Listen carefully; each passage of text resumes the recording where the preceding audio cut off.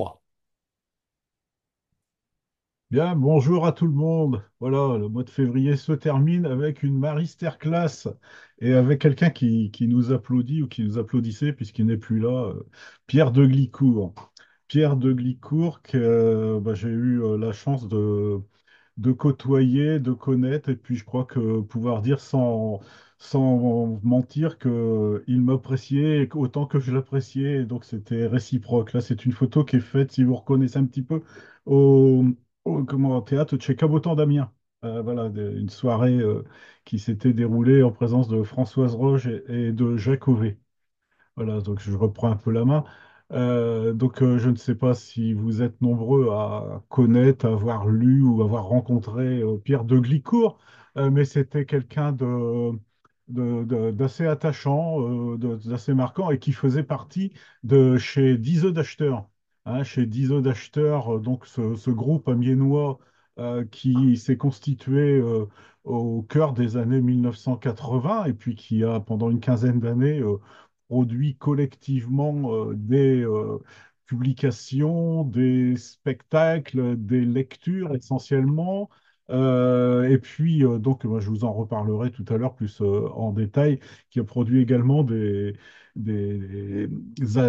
albums. Alors à l'époque, c'était des cassettes, hein, c'était enregistré, puis avec des petits albums édités papier avec deux personnages dont je vous ai déjà entretenu, à savoir Marie-Madeleine Duquesne et puis Pierre, un autre Pierre, Pierre Duquet, hein, Duquet, Duquesne, de Glicourt, voilà, deux Pierre, un Jean-Pierre, c'est Jean-Pierre Calais, enfin voilà, donc c'est cette équipe-là essentiellement constituée d'Amiénois au sens large du terme et de la géographie.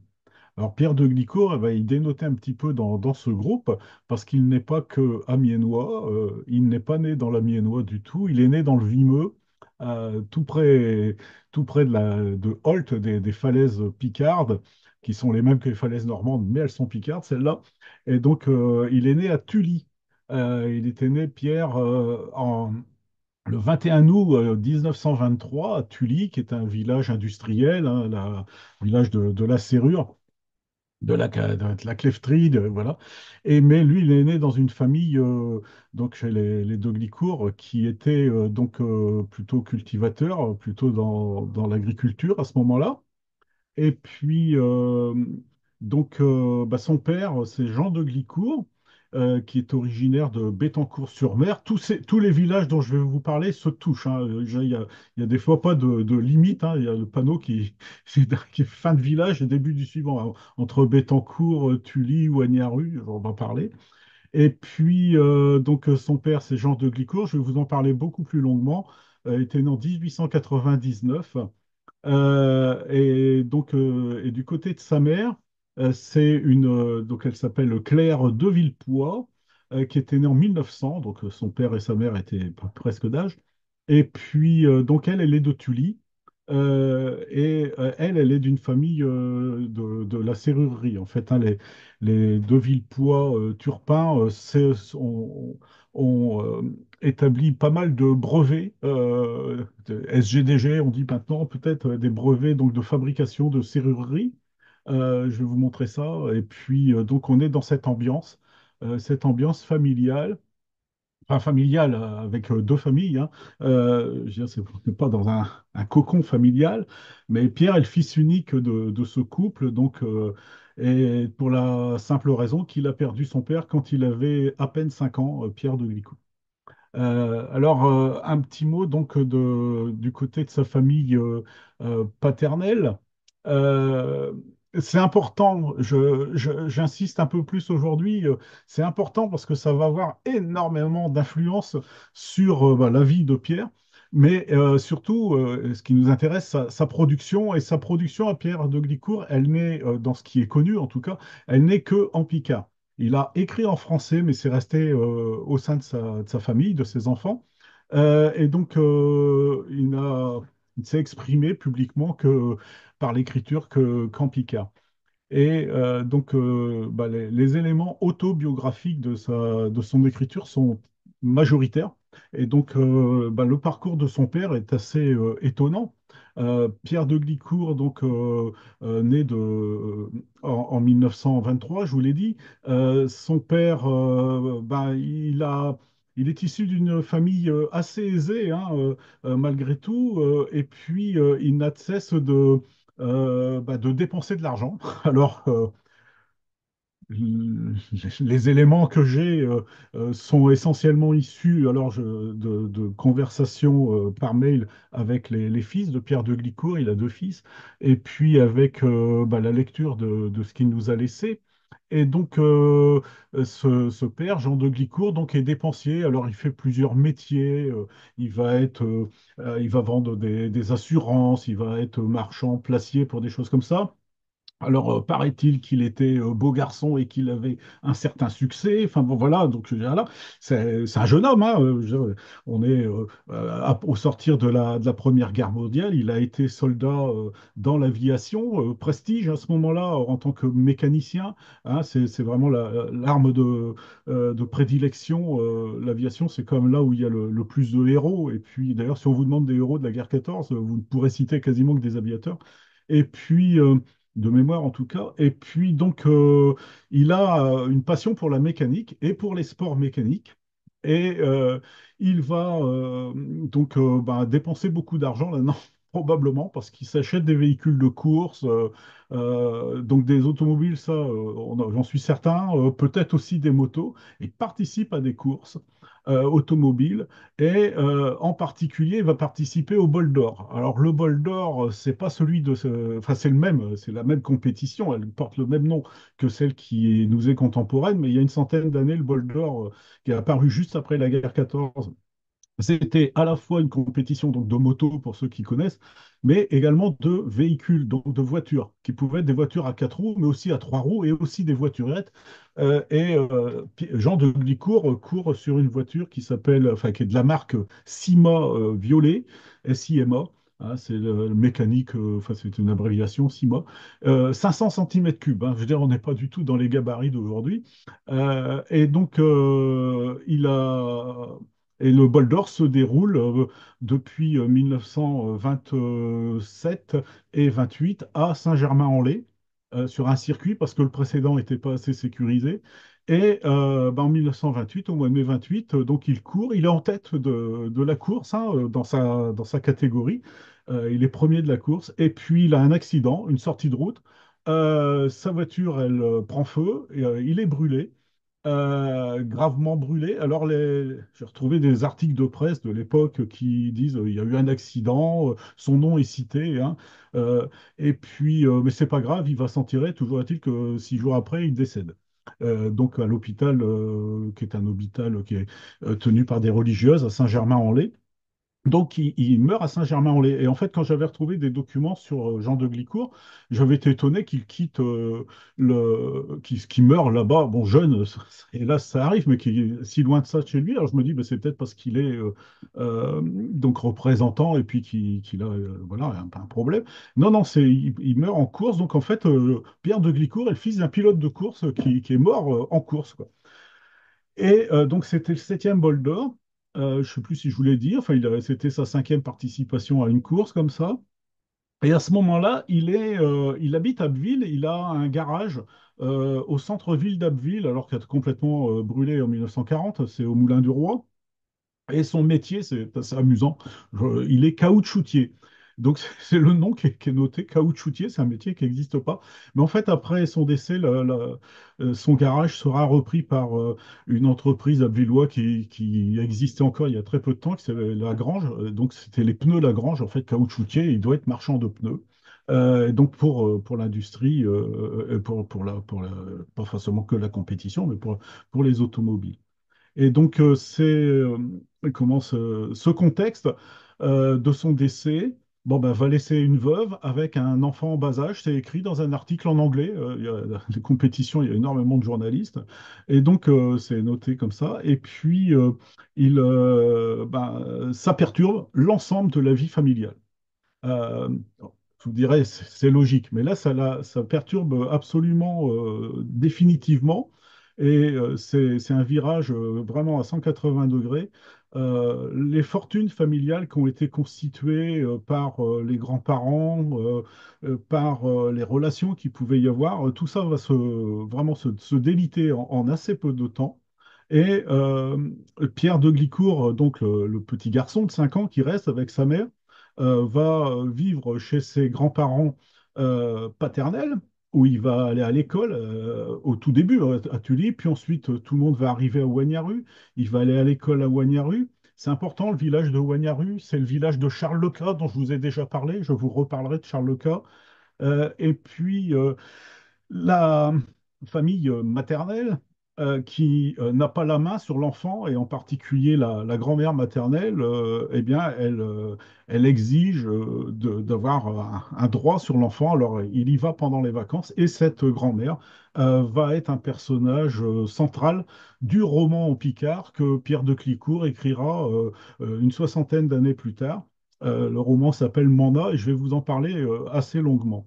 Et donc ce personnage est un personnage qui est à la fois craint, il y a de quoi, qui est quelqu'un qui a eu une vie qui s'est sorti vraiment de l'ornière pour avoir une vie bourgeoise, puis une vie importante à Mers-le-Tréport. Donc elle a tenu un hôtel. Un restaurant tout près de la gare de Mers, mais côté Tréport, donc avec énormément de clientèle, avec beaucoup de revenus en fin de compte, beaucoup de personnel, donc une grande vie. Et puis, eh bien, derrière ça, bah, les enfants, c'est une famille où il y a plusieurs enfants, vous aurez les détails dans les documents, qui vont dilapider, vu de l'extérieur. Bon, porte pas de jugement hein, sur ce que je dis, mais qui vont dilapider la fortune. Et puis, bah, le décès du fils aîné, il y a une tante aussi de Pierre de Glicourt, il était très attaché, qui vit au Havre, à Rouen et puis au Havre. Et voilà, la fortune se disperse. Et puis cette Manda, hein, cette grand-mère, Anna Leclerc, hein, de son nom de jeune fille, qui est mariée à Théotime de Glicourt, qui va marquer vraiment profondément la vie du jeune enfant Pierre de Glicourt. Avant l'adolescence, Pierre part avec sa mère et ses grands-parents maternels à, à Amiens. Il s'installe à Amiens, derrière le cirque d'Amiens, rue Morgan, tout près du frère de Marie-Madeleine Duquesne, dont j'ai parlé tout à l'heure. Ils vont aller à la même école, bien entendu, sans se connaître outre mesure. Ce sont encore des jeunes, des futurs, des adolescents, quoi.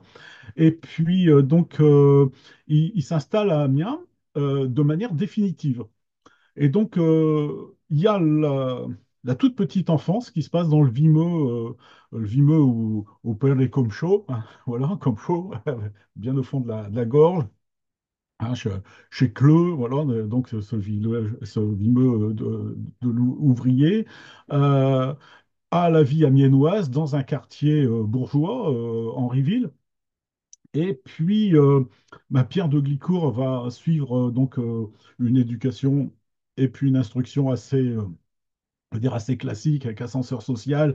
Et donc, il va, dans un premier temps, passer un certificat d'aptitude pour l'enseignement.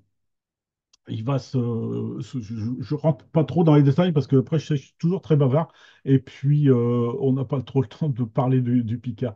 Mais non, toujours est-il il mène plusieurs métiers. Il est d'abord maîtreur et puis après il va être enseignant et puis il va être enseignant spécialisé. Il va s'occuper de l'enfance inadaptée sur Amiens. Ça, il m'en avait parlé. Et puis après, il va devenir formateur en institut médico-éducatif, il aura les palmes académiques, enfin bon, donc il réalise une carrière d'enseignant et de formateur. C'est essentiellement pour des enfants en difficulté. Et puis il se marie avec Morissette Cointe, qui elle est alors amiénoise au sens large. Elle est née à Longo, mais ses parents sont de Villers-Bocage. Pierre se sentait très proche de ses beaux-parents qu'il a connus, me disait-il, assez trop peu de temps à son goût. et qui parlait picard. Alors, on ne parle pas picard constamment, hein. Parler picard, c'est parler des mots de picard, mais ce picard-là n'est pas le picard du Vimeux, c'est le Villers-Bocage, c'est le nord amiénois, hein. C'est là, entre Amiens et Doulan, quoi, ou Amiens et Vignacourt, selon quelle route on prend. Et donc, on est, comment, on a d'autres sonorités dans l'oreille. Euh, le fils, donc, ils auront deux fils, Morissette et puis Pierre, qui se prénomment. Alors, le premier se prénomme d'un très joli prénom, c'est Jean-Luc, qui est né en 1951. Je dis ça en toute objectivité, bien sûr, hein. Et puis, il y a un petit frère, donc, qui arrive après, en 1965, c'est Laurent. Et donc j'ai eu l'occasion de les rencontrer très, très rarement, en particulier au deuil. Et puis aussi, Jean-Luc m'a remis les archives Picard de son père. Parce que à un moment donné, Pierre de Glicourt m'avait nommé, alors il avait un vocabulaire assez particulier. C'est un blagueur, hein, quand on causait, il blaguait, alors il était toujours un blagueur en demi-teinte comme ça, mais bon, bah, par écrit, donc il m'avait nommé conservateur des hypothèques. Voilà, ça voulait dire qu'en fait j'avais mission de maintenir sa mémoire dans l'écriture du Picard et dans ses différents écrits. Donc, la maintenir le plus vif possible, ce que j'essaye de faire aujourd'hui, c'est pas la première fois, hein, j'ai déjà eu l'occasion. Et puis avec plaisir. Et puis donc Jean-Luc m'a remis des archives de son père. Et puis bon, avec Laurent, on avait correspondu un petit peu parce qu'il a beaucoup illustré des textes de son père par le dessin. Et donc, ses enfants, Jean-Luc et Laurent, ont quitté la Picardie il y a bien longtemps. Euh, et donc, quand Morissette s'est retrouvée veuve, après, Laurent a pris en charge sa mère et ils sont allés à Gap. Donc, il habitait, et puis à Alès, et puis donc les enfants, donc Pierre de Glicourt a des petits-enfants, même des arrière-petits-enfants maintenant qu'il n'a pas connus, et donc sont répartis donc dans les Alpes, dans le Massif central, en région parisienne, à Lyon. Vous voyez, donc il n'y a plus personne en Picardie, mais malgré tout, Pierre de Glicourt a été enterré à sa demande à Ouagnaru, qui était son village pour lequel il avait le plus d'affection, et Morissette, après son décès, donc Morissette est décédée assez tardivement, en fin de compte, en 2011, par rapport à Pierre. Donc, elle est également enterrée avec lui à Ouagnaru. Et toute cette famille, en tout cas les enfants et les parents, appréciaient énormément la baie de Somme, appréciaient Saint-Valery, et venaient se ressourcer dans cette région-là, et je crois qu'ils ils viennent encore assez régulièrement. Vous aurez un lien euh, sur Internet, il y a un site où Laurent de Glicourt, qui est photographe, a rédigé un récit familial en français qui vient illustrer des photographies qu'il avait faites en particulier sur la côte Picarde et notamment avec sa mère et puis aussi avec son fils, mais avec sa mère. C'est assez poignant. J'ai trouvé que c'était une écriture spontanée très, très forte. Et donc, bon, c'est du français, c'est la génération d'après, mais donc c'est pour vous montrer cet attachement à la côte Picarde. Et si cet attachement il y a, ça vient bien de la volonté de Pierre de Glicourt d'avoir transmis cette mémoire. Et donc, ces regards vers les paysages, vers la mer. Wagnaru, un petit mot sur Charles Leca. Donc Charles Leca, qui lui est de Bettencourt, qui habite à Wagnaru. Sa femme, pour mémoire, elle est originaire de Cailleuse-sur-Mer. Il s'installe là. Elle est institutrice, Isabelle. Et donc Charles Leca Pierre de Glicourt a rencontré Charles Leca étant adulte, mais il connaissait sa femme étant enfant, puisqu'elle était institutrice, et qu'elle était institutrice des filles, alors que lui allait à l'école des garçons, et que Madame Leca, Isabelle Leca, était quelqu'un assez à poigne, qui devait se méfier des garnements et qui ne viennent pas embêter les filles de l'école primaire. Donc il gardait cette mémoire, Charles, de Charles Leca très amical, très accueillant, et d'Isabelle Leca qui était quelqu'un dont il avait peur, me disait-il, quand il était adulte.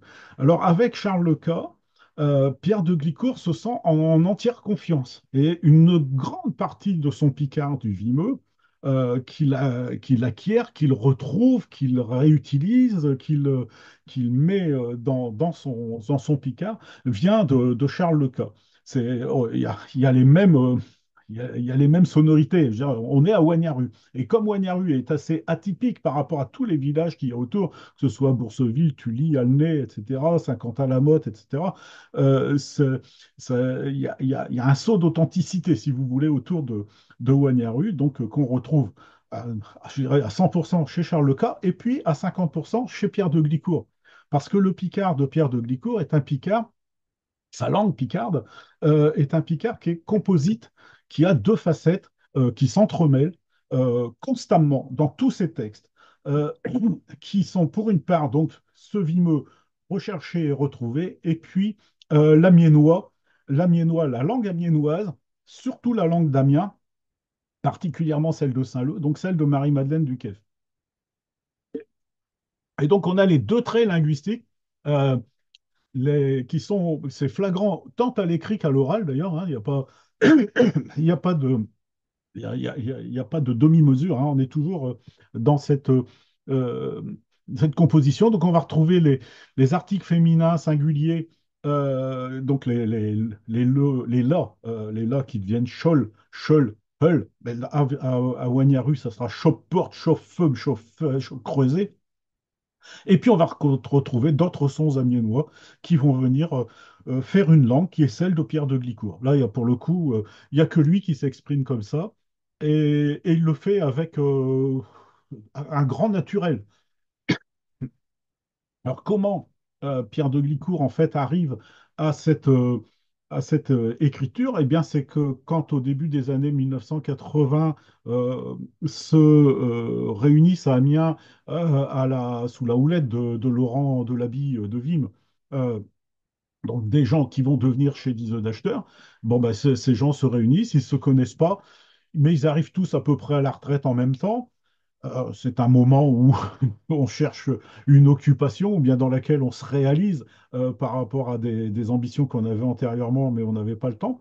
Et donc, au début de cette décennie 1980, bien, les gens que je vous ai déjà cités vont se réunir autour de Laurent, puis après sans Laurent de Vim, hein, pour ceux qui le connaissent pour son nom de scène, et puis qui donc vont se mettre à l'initiative de Jean-Pierre Calais, d'ailleurs, à dire des textes qu'ils ont en mémoire, des contes. Jean-Pierre Calais est plus sur le registre conteur à ce moment-là. Et puis, bah, Marie-Madeleine Duquesne arrive avec ses propres productions, ses chansons.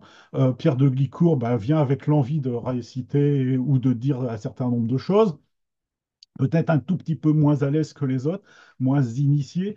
Et puis Pierre Duquet arrive, et puis, ben, puis tous les autres, André Thierry, Jacques Varlet, etc. Et donc, ben, ils se mettent à faire des créations collectives, et chacun apporte une part d'écriture, et puis apporte un ou deux rôles qu'il tient ou bien qu'il fait tenir. Pierre de Glicourt a fait lire du Picard à sa femme, alors qu'elle ne parlait pas Picard, mais Morissette bah, tenait un rôle modeste, mais un rôle dans certaines scènes où c'était nécessaire d'avoir des voix féminines, comme l'a fait la femme Mérance, la femme de Jean-Pierre Calais, etc. Et donc ça, c'est une part. Donc le groupe se constitue, un groupe d'amis très liés, euh, et puis avec un autre pan d'activité qui va être au début des années 80, bah, l'ouverture des ondes radio, donc avec les radios dites libres, hein, les radios locales. Il y en a une à Amiens, c'est la radio qui est montée entre autres par Jean-François Leblond, qui est donc Radio Amiens, tout simplement, dans laquelle bah, chaque moi, je crois, les diseux d'acheteurs viennent, pas forcément pour lire leurs propres textes collectifs, mais pour lire des productions individuelles. Donc, ils créent pour ces émissions de radio des textes en picard, chantés ou pas. Et puis, bah, Pierre de Glicourt participe de cette création. Et une autre radio, un peu plus au sud d'Amiens, puisque Radio Amiens est au plein cœur d'Amiens, elle, pour le coup, hein. Je crois bien qu'ils étaient hébergés dans les locaux du Courrier Picard à un moment donné. Et donc, il y a une autre radio, c'est Radio Gazette Rurale, qui est montée par des Amiénois. Les plus connus sont Maurice Hoël, sont comment, Lionel Martel, le responsable, le créateur de la librairie Martel, Et puis d'autres, Thierry Adam, qui est bien connu, le journaliste sportif, il a commencé là avant d'aller sur Radio France. Euh, Maurice Boucher, Dich Momo, je vous donne aussi des noms que j'ai retrouvés avec plaisir. René Cuvillier, qui est le fondateur avec Bernard Rabeuf. Christian Delmas, ce gardinier, qui a fait des émissions de radio par la suite. Donc ils accueillent les, euh, les 10 œufs d'acheteurs. Je dois dire qu'en plus, les émissions sont ouvertes, puisque une fois ou deux, je crois que c'est deux fois, une, j'en suis certain, ils m'ont invité. Je suis allé dans une de leurs émissions. Il y avait une heure et demie d'émission qui était libre pour chez 10 œufs d'acheteurs, donc donner des textes qu'ils lisaient et qu'ils enregistraient. Et voilà. Et donc, enregistrés sur cassette. Ces enregistrements sur cassette ont été conservés par Jean-Pierre Calais, qui est donc le- le gardien de la mémoire de chez Dizo Dachter, qui a créé le site de chez Dizo Dachter, que je vous encourage, peut-être pas à chaque fois, mais presque, à aller consulter. Et puis je vous encourage d'autant plus aujourd'hui que toutes les œuvres enregistrées de Pierre de Glicourt sont en ligne sur le site de chez Dizo. Vous aurez la référence, hein. Euh, et puis donc dans ces textes personnels, comme vous avez les textes des hôtes précédemment cités. Et donc, avec enregistrement et avec le texte qu'on peut lire. Donc, il y a comme ça 23 textes, je crois, précisément, qui sont mis à disposition et qui reflètent donc sur 3 4 5 ans à peu près, pas plus de 5 ans de production qui ont fait l'objet de ces émissions. Voilà, je vous ai parlé de Pierre de Glicourt. Je ne vous ai pas donné tous les détails. Vous lirez les documents pour avoir plus de détails. Et puis éventuellement, je pourrais tâcher de répondre à vos interrogations comme ça arrive de temps en temps. Euh, à noter que dans la fin des années 90, se crée ce qui est devenu maintenant le prix de littérature Picard de l'Agence, mais à l'époque des années de fin du XXe siècle, l'Agence n'existait pas, et c'était l'Union Terre-Tous qui avait créé un prix de la nouvelle en Picard à Saint-Quentin, dans l'Aisne, qui est ensuite allé à Péronne, puis ensuite qui est arrivé à Amiens. Et donc, Pierre de Glicourt, comme pas mal de chez Dizo d'acheteurs d'ailleurs, ont décroché des prix de la Nouvelle en Picard à Saint-Quentin, puis ensuite à Péronne. Et donc, Pierre a fait partie d'un des premiers lauréats du prix de la Nouvelle en Picard. Et c'est pas très étonnant parce que j'en arrive à son écriture. Pierre s'exprime véritablement sous forme de textes en prose assez longs et en Picard, hein. Donc sous forme de nouvelles. Ça lui est la forme la plus facile, la plus commune de son écriture. Il détonne. Il y a une quarantaine d'années, c'était pas interdit, mais c'était pas fréquent. Le texte bref, l'histoire brève en prose, la poésie, c'était des choses beaucoup plus fréquentes qu'aujourd'hui et le texte à fonction littéraire, si on peut dire, un peu comment en français magnifié par le roman ou par la nouvelle, eh bien c'était beaucoup plus rare. Et Pierre, ben, lui, est à contre-courant de ça. Il a une inspiration qui est double ou triple, euh, autobiographique, je vais y revenir longuement, une inspiration qui est ancrée sur l'actualité, le chômage, les difficultés, voilà, les difficultés. Et puis, les rapports hommes-femmes aussi, c'est très important. Alors, les sentiments, mais aussi les rapports, je dirais la sexualité, alors pas la pornographie, mais les rapports des deux sexes les uns avec les autres. Il y a un texte qui s'appelle MLF Vaincro, enfin des choses comme ça. Et donc, la, la difficulté, ou pas d'ailleurs, de s'adresser ou de penser les autres personnes qui ne sont pas du même sexe, pour le coup, c'est comme ça qu'ils voient les choses, avec euh, un ensemble, et ça c'est peut-être le troisième volet, mais qui recoupe les deux que je viens de donner, qui est l'interrogation. L'essentiel des textes de Pierre Duquet pose des questions. Euh, que pense l'autre de moi? Qu'est-ce que je pense en ce moment? Quelle est ma légitimité à parler, à m'exprimer en Picard? Quel est mon Picard? où est ma Picardie? Qu'est-ce que la Picardie? Et donc, dans les textes qu'on peut, comment, classiques, enfin, qu'on pourrait attendre d'un auteur, euh, je vous prends des titres, je vous ai listé les titres de Pierre. Quelle chance que nous voyons chez Fun qu'au travers de nos rêves. Voilà. Donc on ne voit les femmes, pas ma femme, hein, les femmes qu'à travers nos rêves. Donc voilà. Donc on les imagine. Un autre, c'est incroyable le nombre de textes qui finissent par un point d'interrogation. Ekmak au petit et Picard. Et d'où qu'est-ce su? Voilà. Donc c'est détente. Et puis il y a donc quand il dit par exemple Erune Mabio le progrès, c'est une mise en accusation d'un chômeur par rapport à un crime. Donc il aborde des thèmes qui sont vraiment pour l'époque assez inhabituels. Et donc il y a euh, euh, voilà, je revois un autre point d'interrogation là. Questionner d'être français. Voilà, donc j'ai toutes des interrogations. Et quand on est dans le versant donc de son autobiographie à travers le roman Manda, je dirais que là, c'est encore plus, c'est presque psychanalytique.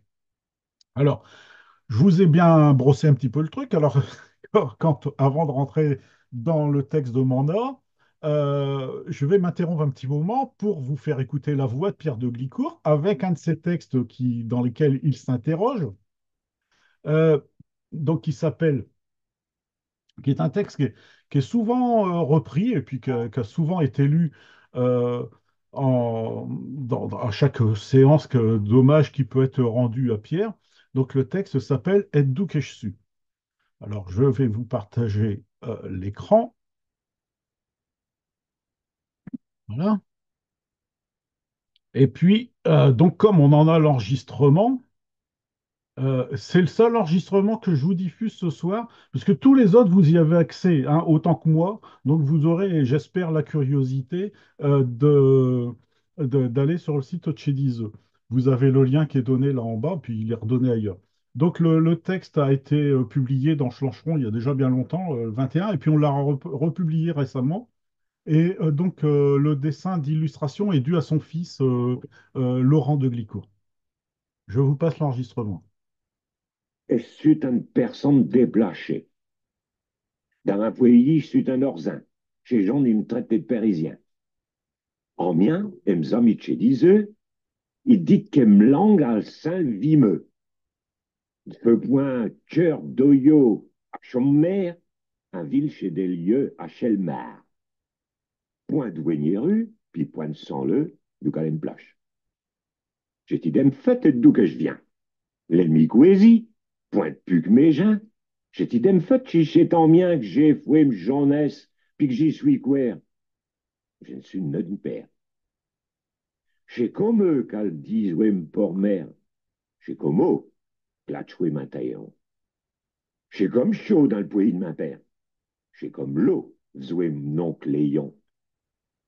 Chez comme à le qui disait stichi. Chez comme evlo, répondait stilo. Chez comme l'eau qui fait ma voisin. Et que ma coisir, c'est à l'urlure. Et qui rase que je suis. J'ai vu des fans aux grandes Picardie. Et puis tourner jusqu'à Chambert, retournant par nos cathédrales.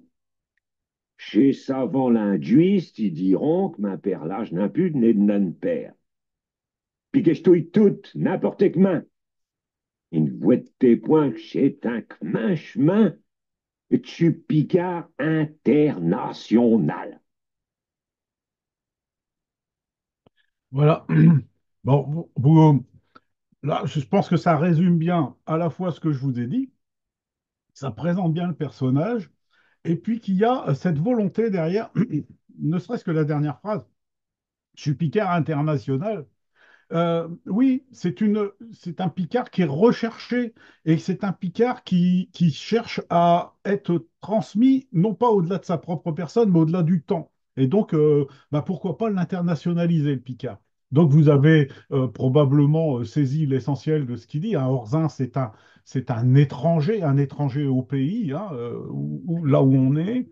Donc il est traité de parisien parce que, bah, pas que- alors ça je pense que c'est un peu exagéré parce que quand on voyait Pierre, il n'avait pas ces prétentions-là, mais bon voilà, il n'est pas d'ici, donc c'est un Parisien, c'est ce qu'on dit sur la côte Picarde quand il y a quelqu'un qui vient en vacances, même s'il est du Pas-de-Calais, hein. Euh, Amiens, mes amis de chez Diseux, vous voyez à qui il s'adresse, hein, donc c'est c'est dans cette compagnie-là, avec des grands fous rires, hein. Si vous écoutez certains enregistrements, il y a des taquineries, il y a une grande complicité. Donc, ils disent que ma langue, elle s'invime, ce qui est une réalité, là, pour le coup, hein. Et il faut pas être cher, doyo à Chommer. Ah, donc là, doyo, on est à Wagnaru, hein. Là, indubitablement, c'est nulle part ailleurs, hein. C'est vraiment Wagnaru. Et des lieux à Chelmer, donc là, on est ailleurs. Moi, c'est des lieux, même à Ville, hein, il n'y a pas qu'à Amiens. Voilà. Poix-Douanier-Rue, Poix-de-Sans-Leu, donc ces deux ports d'attache, Doucalem-Plage, voilà, c'est le propre des exilés qui ne sont plus de chez eux, de là où ils sont partis, qui ne sont pas de là où ils habitent, voilà, ils sont entre les deux, c'est une constante, et pas seulement que dans la culture picarde. Chéty Demfet, d'où que je viens, je vous l'ai dit, il est arrivé à Amiens très jeune, hein, il l'a pas choisi, pour être plus sexégin, ils sont venus à Amiens par obligation, donc pour quitter justement les rivalités qu'il pouvait y avoir dans le Vimeux. J'étais à Demfot, si j'étais à Amiens, que j'ai fait une jeunesse, puis que j'y suis cuire, et je suis de non-père, donc là on a le Picard du Vimeux qui arrive aussi, mais ça pourrait se dire ailleurs. Chez Comeux, Vimeux profond, hein, chez Como, là le Vimeux moins central, hein, plus périphérique. Chez Comme Chaude, un pouilly de Main-Père, voilà, donc déjà décrit. Chez Comme l'eau, disait l'oncle Léon, donc là l'oncle Léon, je ne suis pas certain qu'il existe véritablement, mais chez Comme l'eau, c'est les sonorités qu'il y a chez Pierre Duquier, par exemple. Ekmakwesir, chez Talurlure, hein, c'est au hasard, qui est race au sens de racine, hein, au sens étymologique, hein. C'est un mot qui vient assez fréquemment dans les textes de Pierre de Glicourt. C'est toujours où sont mes racines, hein, voilà. Vous voyez les questions, combien il y a de questions là déjà dans tout ce que je vous ai lu jusque-là. Euh, je veux défendre sur Grande Picardie. Alors, il faut se rappeler que pour ceux qui étaient dans la région Picardie au début, enfin, dans le courant des années 80, on parlait assez fréquemment de la Grande Picardie. La Picardie avait besoin d'être grande, elle avait besoin d'être reconnue, et donc le Conseil régional de Picardie développer de grandes campagnes tant touristiques que d'affichage avec la notion de Grande Picardie, la Grande Picardie mentale qu'on retrouve aussi chez Pierre Hivert, chez d'autres gens comme ça. Et puis tourner jusqu'à Chaumemer. Donc là, tourner, bah, c'est le plus au nord pour nous du domaine linguistique, enfin c'est le repère belge jusqu'à Chaumemer. La mer cette fois-ci, hein, pas la mer, hein, c'est pas la même mer que tout à l'heure en retournant vers nos cathédrales, donc celle d'Amiens. Chez savants linguistes, ils diront que ma perlage non plus, il est de non-père, hein. Donc voilà, bon, mon langage ne mérite pas d'être étudié pour sa véracité, son authenticité locale, puisque je touille tout, hein, je mélange tout, n'importe comment. Et une voix de donc point chez linguiste, hein, ça s'adresse bien sûr avec un clin d'œil, parce que je sais que Pierre a accueilli chez lui des linguistes avec plaisir et puis des échanges. Julie qui fait un sourire, je dirais, ça faisait partie de ses repères. Je pense pas mais donc il faut toujours taquiner un peu, c'est quand même l'esprit Picard. Donc un Kmashman, je suis Picard international. Et je pense que Pierre, comme bien d'autres, est quelqu'un qui comment procède justement de cette, je vous l'ai dit tout à l'heure, d'une forme de volonté, mais aussi de manière inconsciente à une transmission du Picard qui se fait. On n'enquête plus le Picard aujourd'hui en termes de linguistique, on ne décrit plus la langue véritablement. On ne cherche plus du vocabulaire, on peut toujours le faire, hein, mais on ne cherche plus du vocabulaire, on ne publie plus de nouveaux lexiques, par exemple, Picard français, on ne la décrit plus sous cette forme-là. On s'intéresse à des formes plus profondes comme la grammaire ou des choses comme ça aujourd'hui, ou alors on cherche des outils pour transmettre la langue en faisant des dictionnaires français-picard. Mais la langue semble être assez bien, peut-être à 95 ou 90%, mais assez bien décrite. Donc, on est dans une autre bascule, d'où d'ailleurs la- l'écriture de Pierre de Glicourt vers la forme longue, la forme plus littéraire. Et vous avez vu, là aussi, on était sur un poème, hein, enfin, une écriture poétique, mais en vers complètement libre, avec plus d'assonance que de rime ou de rythme d'ailleurs. Voilà, c'est pour vous donner donc à la fois la voix de Pierre et puis cette série d'interrogations, d'où suis-je, hein, et quelle est ma langue et qu'en penser. Alors la bibliographie picarde de Pierre de Glicourt, elle n'est que picarde d'ailleurs, donc comporte plusieurs travaux. Alors, les textes que vous pourrez voir, entendre sur chez Dizo d'acheteur, eh bien, là, je vous ai ressorti le CD que Jean-Pierre Calais avait réalisé, comme il en a réalisé un avec les textes de Marie-Madeleine Duquesne. Donc, ce CD est accompagné à l'époque d'un petit livret avec les textes. Vous avez tout ça sur Internet en accès libre, hein. De toute manière, le CD, on ne peut plus le trouver depuis très longtemps. Euh, donc ça, c'est les textes dont je vous ai parlé avec les enregistrements radio. Il y a donc Mana. Alors, je vais y revenir à Mana. Mana qui a été publié dans le numéro 100 de Schlancheron, donc il y a déjà un petit moment, puisque c'est arrivé au passer le numéro 180, avec cette couverture. Voilà, Mana, que vous avez ici. J'y reviens là tout de suite après. Et puis, il y a bon, de nombreux textes qui ont été publiés, quelques-uns par le Courrier Picard, quelques-uns par la revue Terre Picarde. Ça me permet, donc là, vous pouvez tomber sur des numéros de Terre Picarde de temps en temps. Ça va être le numéro 13. Oui, 13, c'est bien ça. Dedans, il y a un texte long de Pierre, illustré par son fils Laurent, à nouveau, qui s'appelle Chez Trois Voyages in Guyane et Dominique Desglicourt, avec un accent d'Alnay. Parce qu'en fait, originellement, les deux Glicourt, c'était des Desglicourt. D'ailleurs, son père, dans son acte de décès, c'est marqué Desglicourt et De Glicourt. Il y a les deux écritures, avec ou sans accent. Vous allez me dire, c'est pas très grave. Donc, c'est quand même son patronyme. Et Pierre de Glicourt choisit comme euh, surpitché, sa signature picarde, c'est J'déglique, hein, avec un accent. Et ça, je vous promets qu'il y tenait énormément. Et donc, euh, comme gardien des hypothèques, je me dois de transmettre au moins cette chose-là. Donc, il raconte dans ce numéro, on est à peu près au moment du bicentenaire de la Révolution française quand ça paraît, c'est juste avant, eh bien, il raconte le voyage donc, qui a été fait par un de ses véritables ancêtres en Guyane, donc au moment de la Révolution française, et celui-là s'appelait Des Glicourt, en deux mots, mais Des Glicourt. Donc ça, ce sont des textes qu'on peut retrouver. Euh, Vous aurez des références avec le numéro de Schlancheron que Jean-Pierre Calais a. Je vous en parle souvent parce qu'il est quand même vraiment bien comment fait valoir l'ensemble des travaux réalisés par ses amis de chez Diseux. Donc il y a eu un numéro, le numéro 110 de Schlancheron, qui parle de chez Diseux. Il y a un chapitre, bien entendu, sur Pierre de Glicourt. Jean-Pierre a également donné une conférence qui est à l'initiative de l'Agence pour le Picard sur la grande aventure de chez Dizo d'acheteur qui est donc cette conférence en ligne, hein, donc vous aurez la référence également. Et puis je vous ai dit donc des textes dans Schlancheron, dans le Courrier Picard et puis dans Terre Picarde. Mais il reste encore des inédits. Et parmi ces inédits, il y a un cahier que j'ai là, voilà, et qui comporte en fait un travail absolument inachevé, hein, qui est fait de feuilles volantes qu'on a essayé de classer avec Jean-Pierre il y a quelques années, qui s'appelle Nodjer à nous.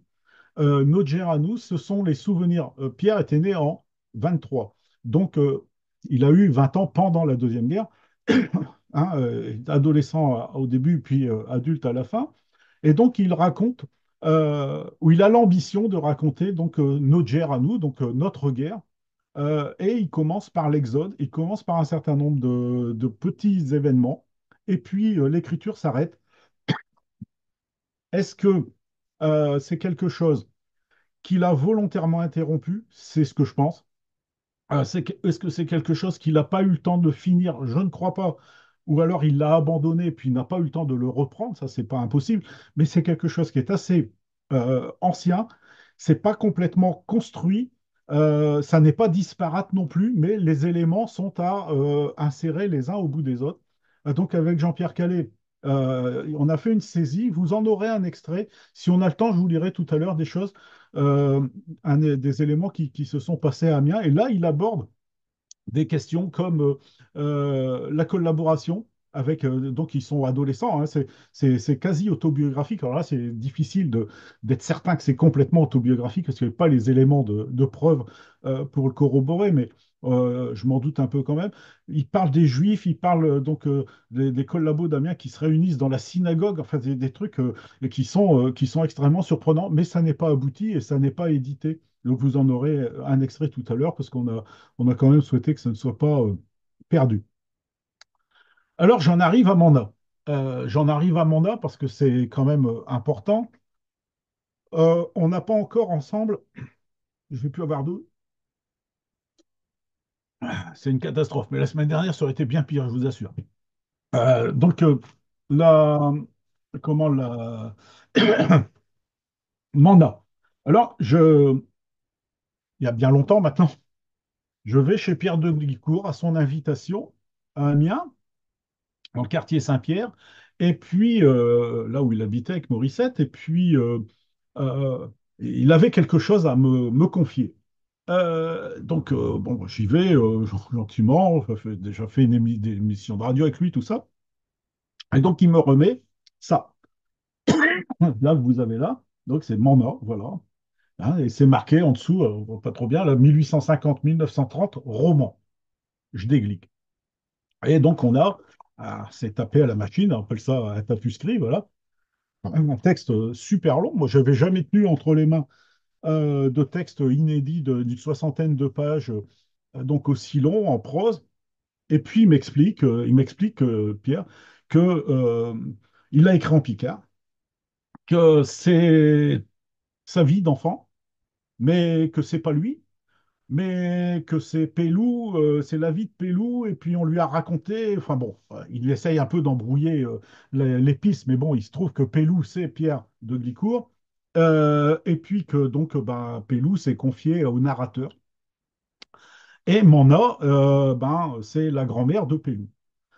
Alors, à l'époque, je le lis, et puis, il me le confie, et il me dit qu'il en a écrit également une version en français pour ses enfants, parce que ses enfants, ils n'aiment pas le Picard. Voilà, bon, ils ne comprennent pas, et puis ils ne veulent pas, puis bon, ben voilà. Donc, il me fait confiance. Alors, il n'est pas vrai que ses enfants n'aiment pas le Picard, c'est pas le problème, tout bien, ça, c'est leur vie de famille, ça ne me regarde pas, mais il a voulu l'écrire en français pour ceux de sa famille qui ne comprendraient pas du tout le Picard. Et puis, mais il m'en confie donc cet exemplaire-là, mais il me dit, faut pas le publier. Bon, c'est un peu, c'est toujours un peu frustrant, surtout une fois que je l'avais lu. Donc, je ne l'ai pas relancé véritablement. Il me dit, faut pas le publier, euh, pas tant que je suis vivant. Et puis, longtemps après ma mort, et puis tu verras ça, mais pas là. C'est trop personnel. Et en fait, en préparant, là, ça fait 2 mois que je prépare la soirée d'aujourd'hui. Et puis, donc, j'ai recherché, j'ai relu entièrement Manda, et puis j'ai recherché des éléments biographiques, et notamment donc sur, là, je voulais savoir qui c'était Manda, si les prénoms, ça collait, tout ça. Et puis Anna Leclerc, bah oui, Anna, c'est Manda. Anna, il n'y a pas de problème. Donc, en fait, il n'y a rien de codé dans le texte, et donc c'est pour ça que ça pouvait être gênant. La seule chose qui est codée, c'est 1850-1930. Bon, ce ne sont pas les véritables dates de sa grand-mère. Bon, soit c'est pas c'est sa grand-mère paternelle, ça c'est pas très pas plus gênant que ça. J'ai peut-être inversé tout à l'heure en parlant de grands-parents paternels et maternels. Euh, Pierre, quand il s'est retrouvé orphelin, il a été élevé par sa mère et ses grands-parents maternels. Hein. Voilà, je reprécise. Et puis donc c'est la grand-mère paternelle, Mona, qui était très jalouse ou très possessive. Bon, et donc, il n'y a rien de codé. Et puis après, je regarde, et donc, quand j'ai retrouvé la date du décès de la maman de Pierre de Glicourt, en fait, elle est décédée, en fait, très, très tardivement, si je ne me trompe pas, si je retrouve bien la date, c'est 1985. Et donc, c'est ça, septembre 1985. Donc, en fait, quand Pierre me remet cet ouvrage, sa mère vient de disparaître. C'est encore, les souvenirs sont encore très vivaces. Et puis, dedans, les personnages qui sont là, il n'y a rien qui est codé, je vous le redis. Donc, les grands-parents sont avec leur vrai prénom. Il y a éventuellement le nom d'un village qui est à peine transformé. Et puis, on retrouve les traits de caractère dont Jean-Luc de Glicourt m'a fait part par rapport à ce qui était raconté familialement dans sa famille. On retrouve les traits de caractère du père de Pierre, de Jean de Glicourt dedans. Et donc, je l'ai relu là, mais avec un autre regard. Euh, Parce que la première fois que je l'ai lu, puis ensuite, quand on l'a édité, que je l'ai ressaisi et tout ça, il y avait un regard qui était c'est la curiosité du texte, l'originalité littéraire, l'aspect atypique par rapport à tout ce qu'il y avait en production. Et puis, quand on l'a mis dans Schlancheron numéro 100, qui fait 100 pages, on voulait donc mettre à l'honneur des textes longs. Et donc, on avait quelque chose là qui pouvait tout à fait entrer dans cette optique-là. Morissette de Bicourt était tout à fait d'accord pour que le texte soit publié. Et donc, on avait, enfin, j'avais un regard assez différent. Et donc là, en fait, en le relisant, je prends des notes. Je ne l'avais pas lu depuis une dizaine d'années au moins. De temps en temps, je relis des choses, mais celui-là, je ne l'avais pas relu. Et donc, on retrouve les professions qui sont les mêmes. On retrouve l'ascension sociale de Manda. Et alors là, ça, je vous promets que c'est superbement bien décrit. Les chapitres ne sont pas excessivement longs, mais on voit bien comment cette personne, assez jeune, avant la guerre 14, pleine de volonté, de volontarisme, va aller construire une vie pour avoir une vie mondaine. Et donc, c'est elle qui va aller au Tréport pour donc ouvrir cet hôtel où elle va, entre guillemets, faire fortune. Elle va avoir des enfants, elle va pouvoir mener grand train. Et puis, elle est très croyante aussi, très imprégnée de religion. Elle repousse ses ouvriers du Vimeux qui sont des mécréants, hein, donc la belle famille. Euh, Sa fille fait entre guillemets, à son goût à elle, un mauvais mariage. Elle part en Normandie. Son fils, lui, elle lui passe tous ses pécavis. Et donc, il va dilapider l'argent. Et puis, cette grandeur, elle va se dégringoler, véritablement une déchéance derrière. Et puis, il y a donc ce gamin qui se retrouve orphelin. Et donc, qui est un peu pour elle l'image du fils défunt, et puis dont elle va vouloir avoir des prérogatives sur lui, et en fait, elle n'en a pas, et elle n'en a pas, et alors elle va quasi harceler, et comment ça relève même à certains moments aujourd'hui, ça n'existait pas. C'est même encore il y a 40 ans, les mots de harcèlement, côté obsessionnel qu'il peut y avoir. Le comportement de Morna, le vocabulaire d'aujourd'hui a beaucoup évolué. Et donc, vous aurez donc un descriptif un synoptique du roman. Donc il y a au tout départ, et je vais vous donner tous les détails, euh, Pierre écrit, le narrateur écrit les confidences. Il dit, je vais vous donner les confidences de Pélou. Voilà, ça c'est une entame, prétexte à l'écriture. Et puis après, il y a 12 chapitres qui s'échelonnent. Il y a la petite enfance de Pélou, qui se retrouve orphelin à 5 ans. Ensuite, il y a l'ascension sociale de Manda.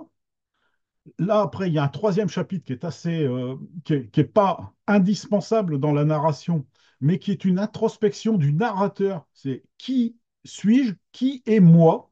Là, on est vraiment dans la psychanalyse, hein. Qui est moi? Donc, les miroirs sont des menteurs. Quand je me regarde, quand je parle, est-ce que je dis la vérité? Est-ce que la vérité que je dis, c'est la vérité? Est-ce que c'est ma vérité? Est-ce que ma vérité d'aujourd'hui, c'est celle d'hier? Est-ce que celle d'hier, c'est celle que je sais restituer? Et il y a ça, et c'est en Picard, hein. Voilà. Donc c'est quelque chose qui est très fort et qui vient s'insérer donc dans le début de la narration. Et puis après, à partir de là, euh, donc le gamin est orphelin, hein, le Pélou est orphelin, donc voilà. Et puis, ben après, il y a chez Défrisure. Donc là, c'est le début de la déchéance. Et l'enfant qui vient, cinquième chapitre, l'enfant qui vient en vacances chez sa grand-mère. Mais il a peur. Il a peur parce qu'il y a des pièces qui sont fermées, il y a des pièces dans lesquelles il n'a pas le droit d'accéder, il y a d'autres où il n'a pas le droit de sortir. Il est dans cette maison. L'enfant décrit la maison, des pièces noires, des pièces froides, et puis le comportement de la grand-mère qui, on pourrait croire, qui est contente d'accueillir son petit-fils. Non, elle se l'accapare et donc elle lui rend responsable de tous les malheurs qui lui sont arrivés à elle dans sa vie. Et puis le grand-père. Alors le grand-père qui est appelé parrain, donc ça c'est un peu troublant, mais bon, ça voilà, c'est son nom, hein, c'est pas grand-père, c'est Perrin. Et donc qui est cocher, qui lui a une vie extérieure à laquelle le petit-fils n'a pas le droit de participer. Ensuite, il y a un chapitre sur le père qui est disparu, qui est idéalisé par le petit gamin, parce qu'on on le montre toujours, ce gosse, on lui montre toujours son père comme étant un dieu qui est parti, donc, mais un dieu qui a dépensé l'argent, hein.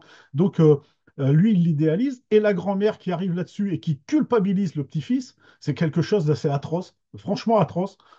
C'est très lourd, c'est très pesant. On a envie d'intervenir dans le roman à ce moment-là. Euh, Après, le gamin qui se rend compte que ben il faut qu'il se fasse lui-même, donc il faut qu'il aille chercher Squid, donc il trouve à manger, trouver son métier, trouver sa voie. En fait, c'est dans ce sens-là que ça intervient. Euh, et puis après, il y a la décadence de Manda, complètement. Et donc, Pélou, qui pouvait se construire étonnamment, hein, en opposition à sa grand-mère paternelle, bah, qui n'a plus de repères. Donc, en fait, il ne sait plus comment se construire pour être lui-même. Donc, c'est aussi des éléments assez étonnants, intéressants pour la langue picarde. Et le temps passe, l'enfant grandit doucement, on ne voit pas qu'il grandit, hein, il grandit dans l'ombre presque, et à un moment donné, il retrouve sa grand-mère, et là, il apprécie chez elle, et je ne sais pas si c'est des sentiments que vous avez pu intimement avoir, quelqu'un qui faisait peur quand on était petit, alors en l'occurrence, c'est une grand-mère, mais quelqu'un qui faisait peur quand on a grandi, non seulement on le comprend un peu mieux, mais cette personne a vieilli et donc son caractère a probablement évolué. Mais l'enfant qui est devenu adolescent, presque adulte, lui aussi a évolué et ne voit plus les choses tout à fait de la même manière. C'est-à-dire que le temps a fait son effet dans les deux sens. Et c'est pas un rééquilibrage, c'est une inversion des données, des rapports sociaux qui s'établit. Et puis après, bah, il y a le départ de la mère de Pélou. Et puis Mana, avec un jeu de mots, Mana narcissique. Donc voilà, donc là, on ressent bien cette personne qui veut tout s'accaparer et qui veut reparaître au monde, au grand monde, mais comment son âge et puis sa situation a trop évolué. Et puis après, il y a la mort de Mana et l'héritage matériel et spirituel. Donc on a tout ce parcours qui est décrit entre deux chapitres, le premier que je vous ai dit, donc cette introduction, et puis le dernier qui est une postface, où là, il y a véritablement un retour au premier chapitre, c'est-à-dire que le narrateur dit, mais tout ce que je viens de vous raconter, c'est des bêtises, parce que Pélou n'existe pas, j'ai tout inventé, et voilà. Donc c'est le côté faire un roman d'un récit autobiographique. Et pour revenir à alors, tout ce que je vous dis, c'est mon analyse personnelle. Ça n'est pas du tout des vérités. Vous pouvez le lire peut-être différemment. Là, c'est une relecture que j'ai faite très récemment avec donc la volonté de vous transmettre un certain nombre de choses, mais j'ai tout de suite ressenti à cette relecture toutes ces questions qui sont au cours du récit, à pratiquement tous les chapitres. Et il y en a une qui est centrale, alors qui pour le coup qui est constante, c'est est-ce que tu m'aimes? Je vous le dis en français parce que ça s'exprime de différentes manières. Au septième chapitre, je t'aime, Tim, mère comme il faut. Maman, est-ce que je t'aime comme il faut? Je t'aime petit, pépère Fred Mathéon. Grand-mère, là, ya, Théon, c'est de l'autre côté, grand-mère ya. Je t'aime petit, Mana, comme Édu. Est-ce que je t'aime autant que je te le dois? C'est formidable. Ça vient d'un gamin de 5 6 ans, hein, cette question-là. Je t'aime Weti, Perrin, donc le grand-père qui est décédé. Un peu plus loin, euh, ces ennuis, les ennuis de Pélou, hein, ces ennuis, ils te noient d'un tout pied de question, m'aimes-tu? Voilà. Et après, chapitre 11, m'aimes-tu? Chapitre 12 et dernier avant la postface, m'as-tu aimé, m'aimerais-tu à coer acheteur? Voilà. Est-ce que tu m'aimerais encore aujourd'hui? Est-ce que tu m'as aimé? Donc c'est vraiment ces rapports. euh, Moi, je suis pas psychanalyste, pas du tout de compétences dans ce domaine-là, mais ce qu'on entend de la psychanalyse, ce qu'on entend des interrogations, de l'introspection qu'on peut faire, je trouve que là, dans ce récit-là, qui plus est dans une langue codée, la langue picarde pour le coup, c'est-à-dire que le code picard suppose habituellement de l'humour, de la blague, suppose un certain recul, suppose aussi des éléments concrets. Il y en a, hein, il y a un petit peu de tout ça, mais il y en a proportionnellement très peu par rapport à toutes ces interrogations. Alors, c'est mon analyse.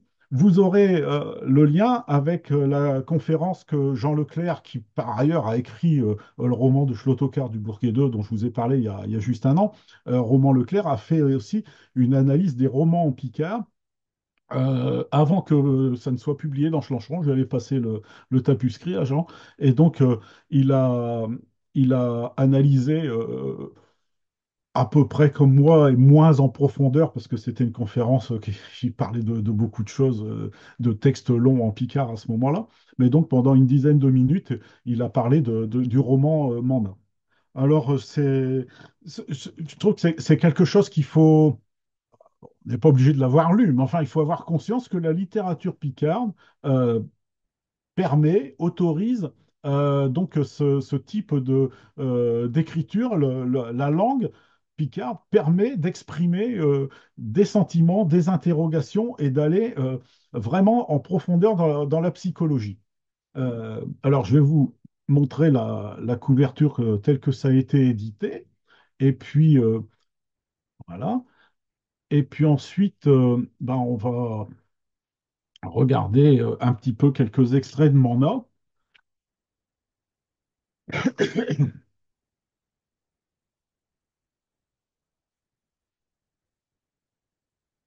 Voilà. Donc là, c'est l'extrait. Voilà. Donc ça, c'est pas le début, hein. Je cherche à, à vous donner des éléments. Je vais pas vous lire tout non plus parce que ce serait bien long, mais donc des éléments donc de la description de la maison. Hein, je vous rappelle donc Pélou, c'est le petit gamin.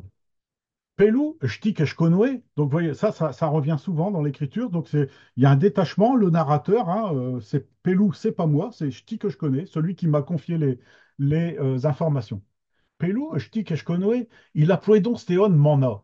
Puis Saint-Théon, lit chez toi Perrin. À l'avouer quasi chez Nonlo, parce qu'elle disait que d'être appelé grand-père ou grand-mère, père ses pieux enfants, a souhait vieux le Perrin.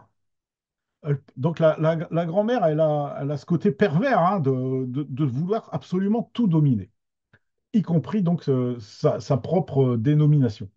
Le premier ramaturi qui lui vient de Morna, chez toi devant que Saint-Père, il ne vient qu'à défuncter. L'avouet-il pour l'ors, 3 ou 4 ans.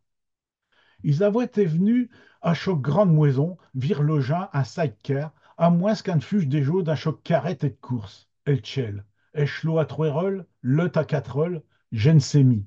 Manda Pipérin, il s'est nouette à Chumont Malo, on ne croit pas mis de caissin, d'un chumorcieux droite des ch'catieux. Aux introués per el cour et de drière, choc cour à douc chez Zab, des sœurs et cyprès, ils étaient si drus pis qu'ils y fouaient noir, même quand est soleil les toits au pieux. Alors je m'interromps là, simplement pour vous donner donc les éléments, les voitures à 3 roues, les voitures à 4 roues. C'est une voiture à 4 roues avec son père, il s'est tué. Donc, c'est des choses qui existaient et donc qui existaient vraiment dans la maison. Scatieux, vraiment c'est habituel dans les villages que la plus grande ferme s'appelle Scatieux. Donc là, on sent déjà que la maison, elle est froide puisqu'il est fait noir, même quand il soleil, il est topieux. Sans décatour, elle raconte, ça va pas être trop bien passé. Il n'y a voyeux des criailleries et puis des nasures tournées. Chaque mandat a l'avoué donner des sous pour qu'Osakat à Mantio appelé à Mantio, Mantio, hein, là c'est moi qui me trompe là. Mantio, c'est on est dans le vocabulaire de Wagnaru. Pour qu'Osakat à Mantio à Pelou et puis qu'Esper à Nyanavokwesi un bieux, tout rouge. Et puis Vlok Manda, tout comme chez Touer, Anemwepwesh aux couleurs l'eau. Chez Touer, ce sont les taureaux. Tant vous dire qu'Eshkelo allait trouver grammaire répilleuse et puis qu'Eshpio il servait bien muché dans un trou de souérie. Li, il se trouvait Fabio da Samantio. Alors, répilleux, c'est donc qui est rêche, hein. Donc, elle était de mauvais poil, si vous voulez, hein, c'est un peu cette image-là. Il servait bien muché dans un trou de souérie. Souérie, c'est un mot de l'amiénois, hein, voilà. Et après, on a Fabio et Mantio. Bio, ça serait amiénois et Mantio, ça serait donc de Wagnaru. Par après, chez le Nouer d'un Chervel à Pelou.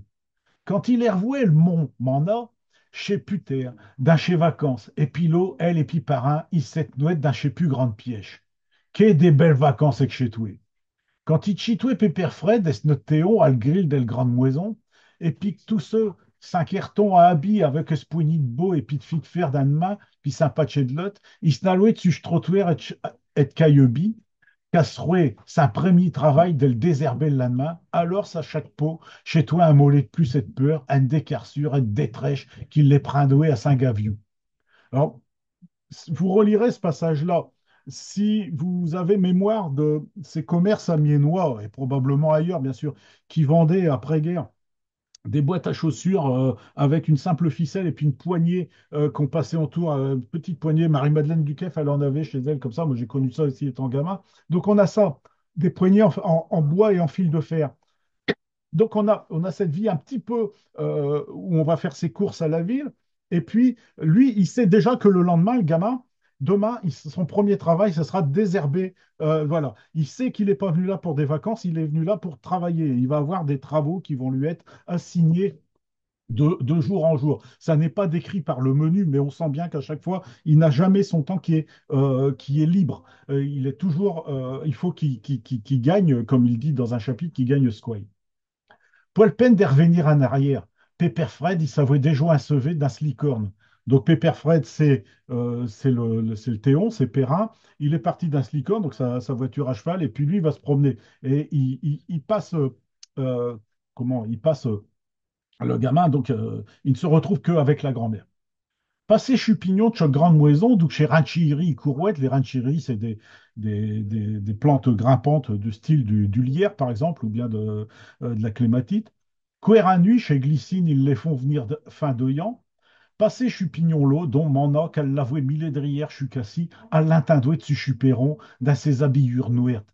Perouet qui loquer et dessus ses lip, elle satima del brogne lisse et pimol d'estéon, quand elle y donnait sa baie. Donc elle est habillée en noir et il a ce contact physique avec la peau de la grand-mère qui lui reste en mémoire. Ah, Tevlo, Héroïde de tes si dur tes chaud et cheater ses bois périns. Donc là, la grand-mère, elle, elle, elle prend à partie le petit gamin, il a 5 ans, hein, il a 6 ans maximum, et donc ça aurait été si difficile que ça de quitter tes bons parents, c'est-à-dire en fait les parents de ta mère, donc ceux qui t'élèvent, ceux qui me privent de ta présence. Au passé qu'aveugle des dirés si tant aimables, Nopio il est tout érassuré. Il ratouait alors d'un chaud de cuisine de grande maison, car il s'en est noué, Poedje, et puis d'où qu'à Saint-Toué, tout ramolé le muterné, le moisi. Une maison bien trop grande pour eux, Mana et puis Perrin. Bon, je ne vais pas aller plus loin, parce qu'on n'aura pas le temps autrement de voir d'autres passages, d'autres chapitres. Pour vous, je ne sais pas si ça vous met un petit peu en appétit de lire l'ensemble du roman, mais on a quand même les personnages qui sont bien campés, les lieux qui sont bien campés, le rapport entre les personnages, le temps et puis donc les couleurs qui sont noires en l'occurrence, qui sont sombres, qui sont loin du soleil, et puis la solitude qui s'installe. Et donc l'ensemble du récit qui suit, bien sûr, est dans cette lignée-là. Euh, J'avais donc là un autre passage un peu plus loin.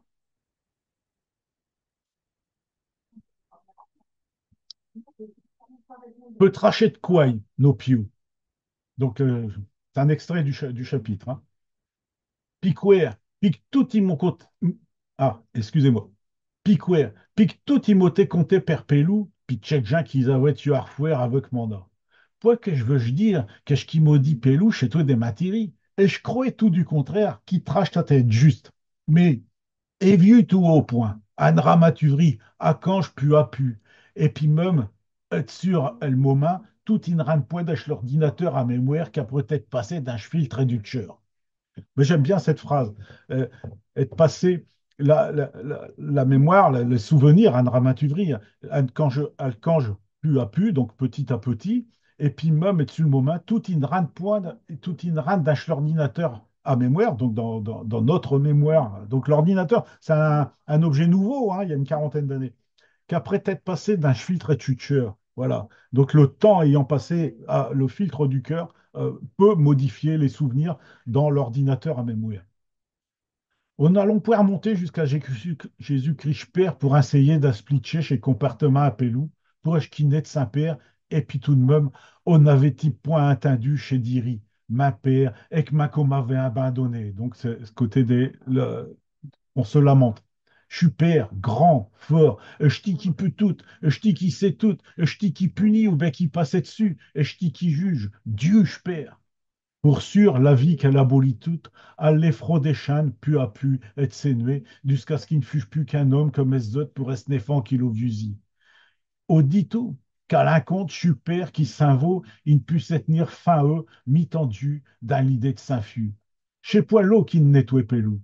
Rouedi d'Achkin lui s'endroit tête un erreur rafroiduré et tchèquin qui n'est Poilot, mais tout chez un ten désatché, il se contentuait d'être demandé, dire rien, à les siennes, un image de Saint-Père que des autres chiens, ils embellichouaient à mort, puis que des autres, ils cholouaient sans s'apitoyer et que ma foi pour une apprendre un mollet de plus. Donc, d'un côté, le père était adulé, hein, il était embelli, puis de l'autre côté, il était échaulé, donc il était bousculé, martyrisé, bah, tout simplement parce qu'on lui donnait tous les défauts. Bon, là aussi, je vais vous laisser sur votre faim, si faim vous avez, pour, euh, pour continuer. Donc, je veux par ces extraits simplement vous montrer que je vous ai pas raconté des histoires, c'est incomplet. De toute évidence, il faut s'imprégner de la lecture. Je veux dire, c'est une lecture longue, c'est une lecture qui doit être lente. Là, je bâcle les choses en un quart d'heure comme ça. Mais donc, c'est quelque chose en fait euh, qui est inhabituel dans la littérature picard il y a 40 ans. Je dis pas que c'est devenu habituel aujourd'hui, c'est beaucoup plus fréquent. Mais et donc oser écrire ça, c'est avec une volonté que ce ne soit pas édité, hein, quand même, mais oser l'écrire, arriver à l'écrire, aboutir à un tapuscrit d'une soixantaine de pages tout autour de cette narration, ça suppose un véritable travail.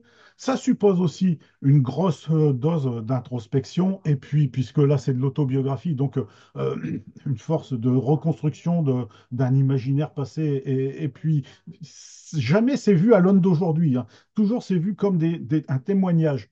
Et puis, ça suppose aussi que, puisqu'il me l'a remis, Pierre de Glicourt, ça suppose aussi la volonté qu'on en parle un jour. Et donc, de dire, ben voilà, je ressens, moi, peut-être que je me trompe, mais je ressens chez Pierre la volonté de dire, voilà, j'étais capable de ça, mais le Picard est capable de ça. C'est cet aspect-là des choses qui met euh, le plus fort dans les volontés de Pierre de Glicourt. Bon, je vous donnerai un texte qui s'appelle un 31 d'octobre, parce que là, il est assez long. Vous aurez des illustrations de la toute première réunion de chez Dizo d'acheteurs. Bon, je vais vous la montrer vite fait, la photo, mais voilà, en grossissant un peu. Hop. Donc ça, c'était au cloître de Wailly. Donc comme ça, tout le monde pourra voir cette image. Hop, voilà. Donc là, vous avez donc c'était en plein air, hein, enfin c'est dans le cloître hein, par lui-même, en plein air. Donc, avec, il y a Jean-Pierre Calais ici, il y a Pierre de Glicourt au centre, Pierre Duquet, puis Mademoiselle Annie qui sont là et puis qui lisent les textes comme ça, avec des illustrations de Pierre Duquet, qui sont donc les sérigraphies de Pierre Duquet, et puis le personnage qui va devenir personnage emblématique des 10 œufs d'acheteurs. Donc, chacun lisant son rôle, et puis là, il y a la petite boîte à musique de Marie-Madeleine Duquesne qui est là aussi. Voilà. Donc, c'est des choses, enfin, pour moi, ça reste des bons souvenirs. Et puis, oh là, il veut que je quitte la Réunion, non, c'était pas l'idée. Euh, donc, c'était pour moi assez, ouais, il y avait de l'émulation. Je veux dire, on sentait qu'à Amiens, il se passait quelque chose, qu'il y avait un renouveau, qu'il y avait un renouveau par des gens qui étaient pleins de bonne volonté, puis qui avaient du temps, et puis qui avaient de l'énergie et du picard à transmettre. Et ça, c'était franchement très, très agréable. Alors, un texte que je vous ai parlé un petit peu tout à l'heure, qui est extrait du manuscrit, on a pu ressaisir. Donc, extrait de Notre Gère à nous, de Pierre, à la synagogue. Donc, ça se passe à Amiens. La rue Delpech, c'est tout près de la maison Jules Verne, là, pour ceux qui connaissent un petit peu Amiens vu de loin, voilà. Et puis, donc, il y a quatre copains. Euh, et donc, il y en a un qui s'appelle Cacu, C-A-Q. Et donc, au début, il s'appelle Cacu, puis après, il est écrit Cacu comme ça. Et donc, bon, on a pris le parti de maintenir avec les deux lettres initiales comme ça a été mis. Mais je pense que si ça avait été pour être édité, le vrai, enfin, le vrai pseudonyme aurait été réutilisé intégralement. Donc ils sont à quatre. Idéchindouette et le rue Delpech. Pierre, Jean, Jacques et Picacu qui s'avouaient habillés comme chez Zéphane de Pétain. Un habillure qu'à l'air sans nouer un mollet à un uniforme et de soldat. Pour faire accroire probable que chez toi une nouvelle armée de la France. Et puis un mollet acheté chez Scout, et de France, fort chemin. Je bérais dessus le tête, cacu. Il y allait aussi bien qu'un mitre à coéchon. Probable que chez toi l'idée des schmotcheux de pierre qu'il y doit être trop souvent qu'il est toi mieux comme un fût de fête pour qu'un fût vrai. Mais lui, il se trouverait mieux comme eux. Et puis il faisait ça fier. Il avait passé ses vacances dans un camp défense de Pétain, en zone libre. Puis schlimblé yolo, il ne décessait de parler d'une nouvelle France qu'à se bâtissouer là-bas. Une France qu'avec mâchoué à se rapproprier, mais qu'il y faut rouer querfouer et mieux, au Saint-Oué qu'est passé de la République à l'État français, à ne la suffise doué point. On l'a bien seintu quand il aura tourné à Jacques qui lui demandait s'il avouait l'élever des couleurs tous les matins d'un 5 ans. Pour sûr. Mais tu sais, je drapieux tricolore, et je ratcherouais de sûr. Il savait arter au mi-temps des trottoirs pour dire où. Jean, il lui offert mercher qu'il allouait trop loin, et puis qu'à Vichy, il y avait chez trois couleurs, et puis qu'au jouait la Marseillaise. Maoué, Cacu, il avait repris. Et je t'ai dit que je drapieux puis la Marseillaise, et je raquais dessus. Alors, à tes plus vite qu'il ne le volait lui-même, d'un seul queue. Elle manque Jean, elle clatchouait dessus le gif à Cacu. À se surprend tous les quatre, chaud baf, à l'avouer jeter un frouet. Ouais. Donc là, je m'arrête ici à nouveau, mais vous aurez bien sûr la page en entier. Euh, bon, ce texte est inabouti. Il y a comment. Je, peux- je redis, je ne sais pas si ce sont des témoignages. J'ai vraiment le sentiment que oui. Après, on n'en saura jamais plus. Mais en tout cas, c'est pas forcément des choses qu'on invente à 100%. Et donc après, ce jeune milicien, en fait, va aller à une réunion dans la synagogue, ce qui est quand même un comble, si on regarde de l'histoire. Et puis les autres vont essayer d'aller le retrouver. Alors, bon, je vous passerai un texte qui s'appelle Bzine Avanche. Alors ça, c'est un clin d'œil que Pierre m'avait envoyé parce que j'avais composé une chanson, un rock qui s'appelle Bzine Bzine Avanche. Enfin, il s'appelle Avanche tout court. Et donc lui, il avait, une fois comme ça, il m'avait envoyé ce texte-là. Bzine Avanche, bec et travail d'un nos gardins et pique notre chien, il ne vaut plus à Glen. Qu'un décessé de dire à Zouézen, elle fait machoyen.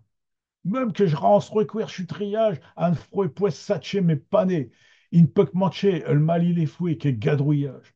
Et le temps que je ratisse mes poirions, au niveau et plus que du poil des chiens, mes feuvettes matchées à Pinjon, il ne reste rien. D'un perquet de fraises, chez des Nouermel, chez l'imichon d'un messalage, que je pense qui va être si belle, et je n'assume malade. Herbé dont je travaille, et je n'avoue de poil le bout. Rien qu'être passé tout mon ouvrage, et je suis épiné, me chervel à le bout, et je suis un âge. M'y mettait une main pour un samedi, père un samedi. Il me faut deux attelés pour y vire clair. Finir dimanche, quoi que j'ai roué l'air, au rire ou ennemi. Vous rouez mieux que j'aime fouet chaîne raison, d'autant que sur les nerfs, comme je su, je ne fous plus rien d'un moison, et je n'y passe même plus. Main tripolée restait un plan, bem, nom, il vaut rentrer de chez camp, et de fois cuire nos soupes, il serait grand temps, et puis du flan. Silo fin, et puis souhait, il sera rechu. Qui m'engueule, il ne manquerait plus qu'au. Tout irvaro, allez, bienvenue, Tchonoko. Quand je tant de mots, piquer mourir au bout, bzine, bzine, avant qui dis l'autre, mi des bzinés, je n'ai plein le dos, chez l'eau des raisons de mi-temps de fou, après je tends l'eau au néron de l'autre, vite fouet, mal fouet, qu'est-ce qui serait pour, un maïf au jour. Bon, donc, il envoie alors, dedans, il reprend un verre de moi, et puis, donc, il y a ce petit côté, c'est une femme qui s'exprime, donc, bon, ben voilà, donc, l'homme a pas forcément le dernier mot. Rarement chez Pierre de Glicourt. Il y a un autre texte je vous inciterai à lire, c'est celui qui s'appelle Il faut que je me revinge. Et donc là, en fait, donc là, maintenant, j'en ai l'assurance, mais quand j'avais choisi ce texte-là, je veux dire, mais quand Pierre m'en a parlé, il me disait que c'était Morissette qui vendait des chaussures. Et donc, il parle d'une marchande de chaussures. Je vous le mets en visu, en partage. Il faut que je me revinge. Et donc, je l'avais illustré, ce texte, avec une paire de chaussures là en bas. Et puis, en fait, Jean-Luc de Glicourt m'a confirmé que sa mère avait bien travaillé dans le commerce à Amiens, place Gambetta, dans un marchand de chaussures qui s'appelait Bans Frères. Et donc, voilà, ma mémoire était bonne. Et donc là, en fait, il ne s'agit pas du tout du témoignage de Morissette de Glicourt, mais du rapport que peut faire Pierre de la vendeuse vis-à-vis des clients, vis-à-vis du patron. Et donc, c'est complètement imaginé, mais c'est vraiment la place des petits métiers, si vous voulez, qui sont peu considérés, euh, qui, qui est rapporté par Pierre de Glicourt dans ce texte-là, sachant que Morissette de Glicourt gardait de bons souvenirs de certains de ses clients fidèles, dont le maire d'Amiens, René Lamps, qui était client, maire d'une autre époque, hein, qui était client chez Bans Frères, voilà la maison. Euh, et puis vous aurez un autre texte qui s'appelle Chauffeur sans penche, où là, donc, on est plus sur l'aspect, donc, que je vous disais tout à l'heure, les relations hommes-femmes, les rapports au sens large, rapports hommes-femmes. Vous aurez ce texte-là en complément pour vos longues soirées d'hiver, puisque l'hiver se finit à la fin dans 3 semaines, donc vous avez encore des longues soirées d'hiver à garnir de lecture. Bon, voilà un petit peu ce que je voulais vous raconter sur Pierre de Glicourt, avec un peu de passion, beaucoup d'amitié, vraiment beaucoup d'amitié, beaucoup ouais, de fidélité à sa mémoire. J'ai des difficultés aussi à en parler. Je ne suis vraiment pas objectif. Tout de même, je n'entends jamais l'être, hein. Tout le monde est subjectif. Mais donc, j'ai dans mes archives, il y a encore des inédits, il y a encore des choses à découvrir, parce que là, en préparant, ah, mais ça, j'avais oublié, enfin, donc à redécouvrir peut-être.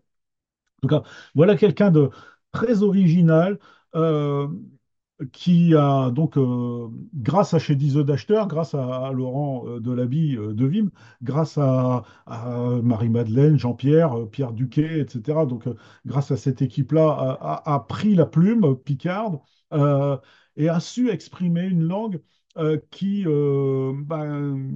n'aurait pas vu le jour autrement. Quelqu'un de déplanté du Vimeux à Amiens, il n'y a que lui. Euh, Dans l'équipe de chez Dizo d'acheteur, il y avait Hubert Varlet, pas Hubert, mais Jacques Varlet, le fils d'Hubert Varlet. Hubert Varlet était d'ailleurs le haut clocher, et Jacques était amiénois. Et Jacques était véritablement dans un Picard purement amiénois, très inspiré par la fleur, tout ça. Et donc, pas d'influence du Pontieux, par exemple. Non, il n'y a que Pierre de Glicourt, à ma connaissance, probablement d'autres personnes, mais je ne sais pas tout, et heureusement. Mais donc, il n'y a que Pierre de Glicourt qui a vraiment fait ce type de travail, retrouver ses racines, sa race, comme il disait, retrouver ses racines à Amiens, grâce à ce Picard-là qu'il partageait avec ses amis. Voilà, si vous avez quelques questions, demandes de précision, je parle toujours très vite, je ne sais pas comment, je ne vois pas le temps passer, donc, mais bon, voilà. Et j'espère en tout cas que vous aurez le goût de lire, si ce n'est mon œuvre, d'autres textes de Pierre de Glicourt en allant sur le site de chez Diseux d'acheteur en particulier, puis d'écouter sa voix, puis d'écouter sa voix. Olivier, tu peux ouvrir les micros si... Mais ils peuvent les ouvrir eux-mêmes. Ah Oui. bah, Oui, Non, oui. je sais pas si c'est en vérité. Je peux les fermer, mais je peux pas les ouvrir. ah bon. Non. Jean-Luc, je découvre que ma maman est née 3 jours après Pierre de Guécourt et que tu parles de sa maman qui a travaillé en chaussures. Je crois qu'elles ont travaillé en même temps parce qu'elle a bien travaillé juste après à la guerre chez Bans, là. Donc, c'est la femme de Pierre qui a travaillé chez Bans, hein, La c'est femme de Morissette, Pierre, hein. voilà. C'est sa femme, oui. Mm. Ah bah écoute, Ils ont dû travailler ensemble. ouais. Ils sont plus là pour le dire. Bon, c'est très bien hein, parce que je découvre complètement. J'ai besoin de voir. Ah ouais, non, mais euh, je vous assure, bon, moi, je veux dire, il y a, au-delà de ce que je vous ai transmis ici, il y avait la chance de côtoyer cette équipe de chez Deezer. Euh, je les ai fait venir à Abbeville quand je bossais à la Maison pour tous, tout ça, puis même après, ils ont fait venir. Euh, c'était une joie picarde. Je sais pas comment on peut exprimer ça. Je veux dire, on savait, c'est pas le dire, oh, on va passer un bon moment. Non, on savait qu'il y avait un plaisir à Mm. partager, un plaisir dans des joutes écrites. Hein. C'était pas de Mm. l'improvisation. Hein. Ça, pour le coup, c'était pas ça. C'était pas du théâtre, mais chacun tenait sa place, son rôle. Et puis, ben, ils se connaissaient, des amis. Ils se connaissaient.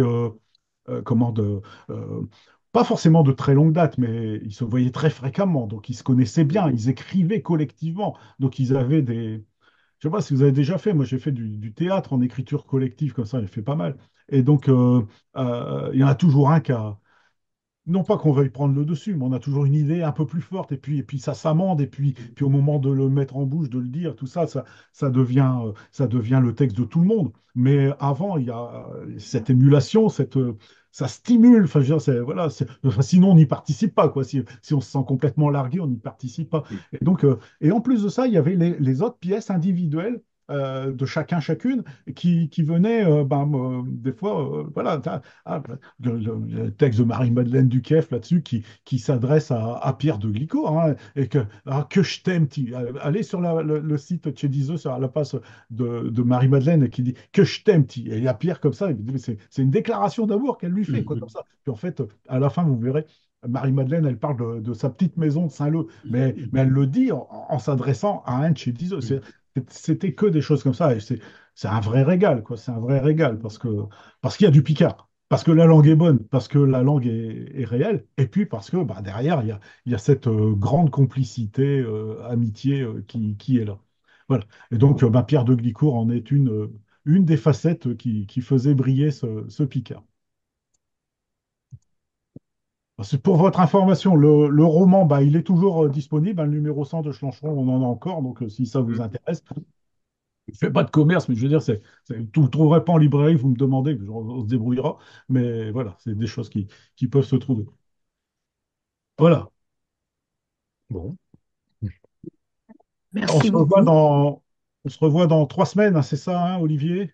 Fin mars, hein, si on n'a pas dit de bêtises. Hein. 20 mars, c'est ça, avec un autre personnage que j'ai connu aussi. Un autre personnage que certains ont peut-être entendu parler, c'est le baron de chez Bassure, Jules Dufresne. Voilà, le Wattier. Voilà, voilà. Bah, écoutez, une bonne fin de journée à tout le monde. À terre tous, oui. À ti aussi. Merci, merci. Allez, Merci. Jean-Luc, merci beaucoup. Allez, Oui. Allez, Adé, allez. adé. Allez, à tous. allez. Un Allez. gros B.